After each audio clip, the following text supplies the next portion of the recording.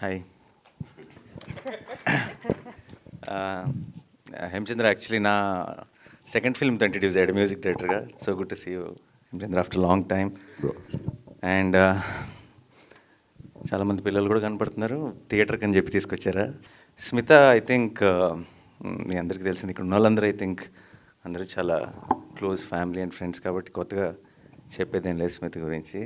And అంటే మొన్నే రీసెంట్గా నాకు ఓజీ అని ఏదో ఒక ఆల్బమ్ చేసి, అది బాగా క్లబ్బుల్లో పబ్బుల్లో ప్లే చేసే పాటల్లో ఉన్నాయి అవి.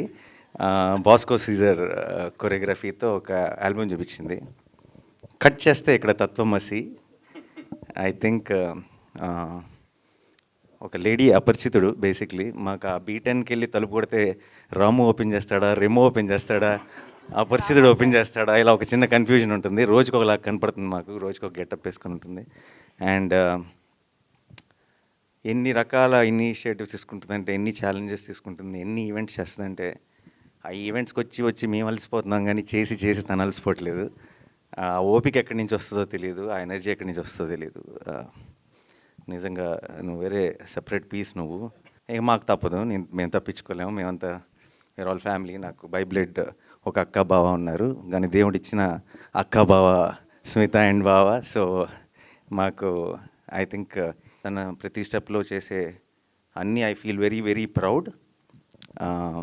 డైరెక్ట్గా నేను సినిమాలు అయినో నాకు పూర్తిగా తను చేసే చాలా విషయాల డెప్త్ నాకు పూర్తిగా అర్థం కాకపోయినా సరే, I really enjoy the whole process and the energy she puts in. I think it's amazing.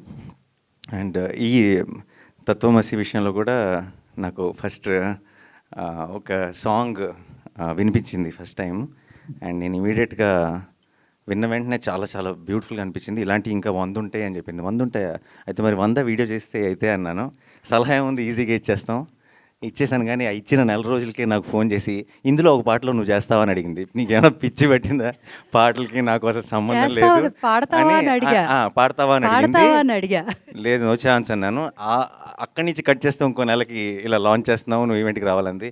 ఎలా చేస్తుందో ఎలా లాగేస్తుందో నాకు తెలియదు. సంహవ్ ఐ థింక్ నీకు ఏదో ఒక చిన్న ఒక చెయ్యి ఉంది, ఒక బ్లెస్సింగ్ ఉంది, లేకపోతే ఇలాంటివన్నీ పాసిబుల్ కాదు. అండ్ ఐ రియలీ హోప్ తత్వమసి నువ్వు ఏదైతే లాంచ్ చేసావో ఇది పెద్ద సక్సెస్ అయ్యి అందరినీ రీచ్ అవ్వాలి.